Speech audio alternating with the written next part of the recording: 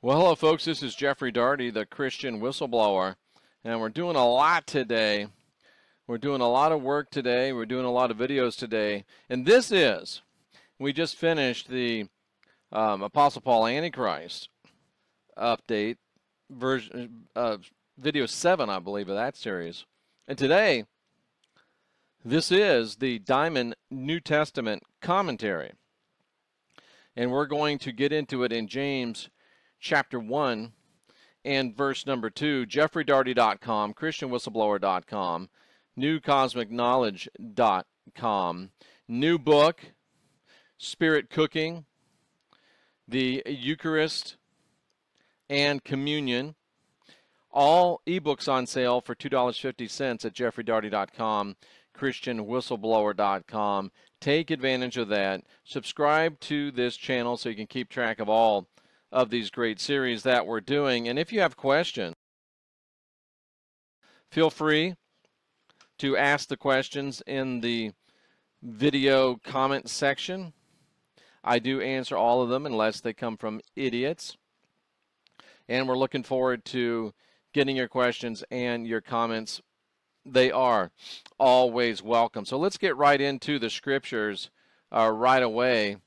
And we're going to be talking about today continuing in the book of James, and we left off last week knowing that the 12 tribes which were scattered abroad, the Jews were scattered abroad because the rat bastard fake Apostle Paul was persecuting them.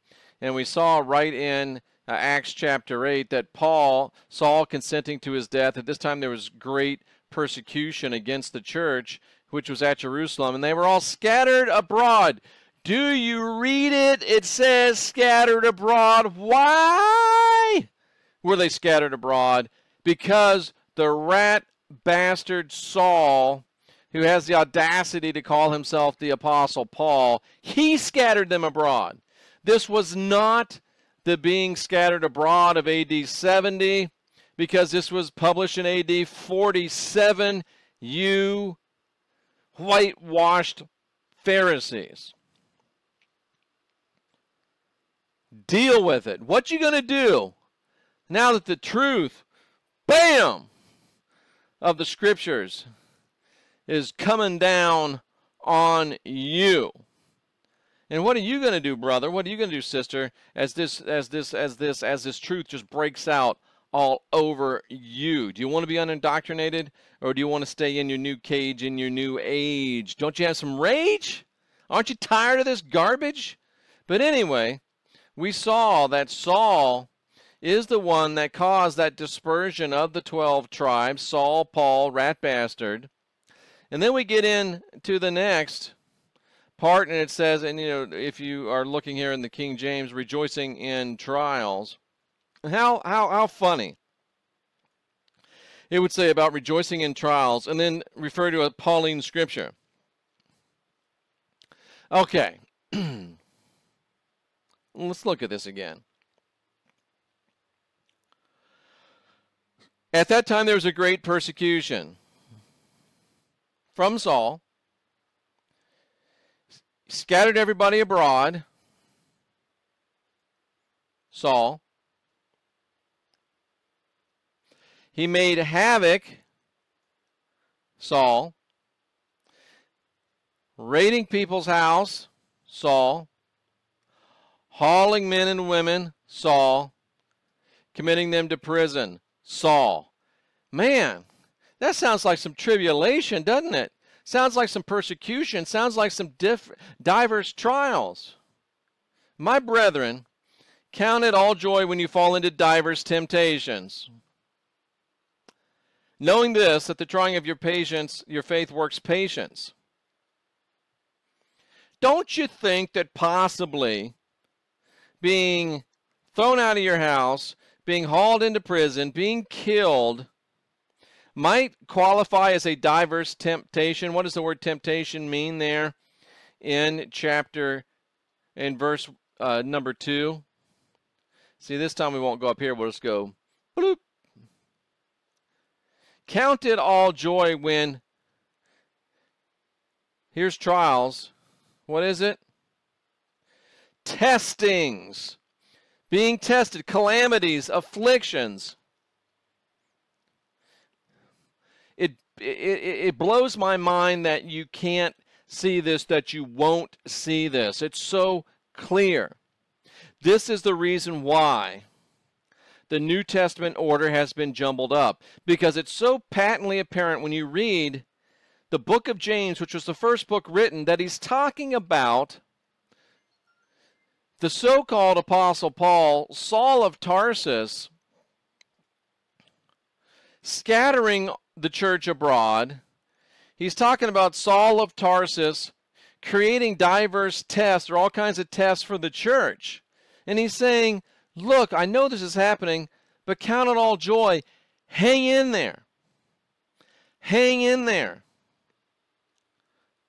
Don't give up. And if you do lack wisdom, ask God, ask the gods, ask the Elohim, that they will give to you liberally. They won't withhold from you. Don't waver. What are you wavering? Well, wavering in verse number 5, what does wavering mean? In James chapter 1, verse number 5. I'll tell you what it means, but I want to show you what it means. And give generously. I guess it's in verse number 6. Nothing doubting. Doubting is what we're talking about, the word wavering. To distinguish, to discern from one thing or another, to doubt, to hesitate, to waver. So here's the situation. Paul is bringing all of this persecution against them. And he's saying, look, if you'll just follow my ways, all this persecution goes away. If you'll just do what I do, if you'll just join my church and leave the Yeshua movement, everything goes away. And if your daughters are being raped, your wife is being killed, your home is being destroyed, you're being cast into prison, and all you have to do is accept the Pauline religion, do you think that you might waver a little bit? Do you think that you might hesitate? Do you think that you might doubt? Do you think that you might fail to separate and distinguish that Paul's a lion rat bastard? Do you think that you might have trouble discerning between the true gospel of Yeshua, one thing, and the gospel of Paul, another? Do you think that it might cause you problems? And what have I told you? The reason why they make the New Testament out of order is because you will see that it's a back and forth between Paul and the apostles if you saw it in chronological order.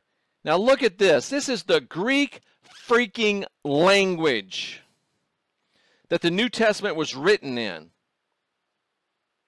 Somebody said, oh, he's an a-hole. He's smart, but he's an a-hole. And they said the whole word. Well, guess what? I am sometimes, because you're an idiot. You're stupid. You're ignorant. You're asleep. You're scared. You're babies. You're sissies. You're poussoirs. Because you won't listen to the truth. You won't even face the truth. Look what this says right here. What is this going on? A back and forth. That's why the New Testament is grossly out of order. That's why they don't put James as the first book, because you would see the back and forth. You would see rat bastard Paul, the one you worship, the one you love, the one that's the basis of your religion. He wrote over 2/3 of your New Testament. I get so angry because you have such potential, but you won't get your head out of the sand and you won't think for your damn self. You see that James, am I angry? Damn right I'm angry. Because it's about time somebody got angry at being lied to. If your girlfriend lies to you, you'd get angry. If your girlfriend cheats on you, you'd get angry. If your boyfriend double-crossed you, you'd get angry. But these lying rat bastard Roman Catholics and Roman Protestants are lying to you, cheating on you, keeping you bound and captive for 2,000 years, and you march your silly little asses into their churches every Sunday, give them your time, give them your money, give them your lives. You're stupid. Before I came along, you were ignorant because you didn't know this because it hadn't been preached for 2,000 years, but now you know it, and you still march your silly little butt into their church. Now you've moved from the land of ignorant to the realm of the stupid. You may not like it, but you're stupid. And like that great American philosopher Forrest Gump said, stupid is as stupid does. And when you keep going, when you keep supporting, when you keep giving, when you keep paying, when you keep showing up, you are showing by what you does, in a Gumpian reference, that you're stupid. And if you don't want to see this truth, if you don't want to see that it's obvious that that's all going on to the early church, the being scattered abroad by Paul, the different testings and temptations are from Paul, the wavering between one message and another is the wavering between the Pauline message and the message of the Yeshua movement, because they're killing bitches. Well, why do you have to say those words? Because it's time to get your ass in motion. Either get it moving towards the truth or get it moving the hell out of here because we don't need you anymore. You're anchors. You're weighing down the boat. You're a mouth to feed that ain't going to be productive. So, vamos, adios. You're not an amigo. I should get off here before I get myself in too much trouble. Then we start talking about poor, rich people oppressing you. Saul was one of the richest people of his day. Man, you know, it's just so clear. It's just so plain. And the only reason why you can't see the truth is because you don't want to see the truth. You don't want to indoctrinate yourself. You're happy in your new age. You're happy in your new cage. You got no rage. You won't break out of it. And I'm tired of dealing with you. This is for big dogs. This is for people that want to be set free. I'm only talking to the people that are interested in unindoctrinating themselves.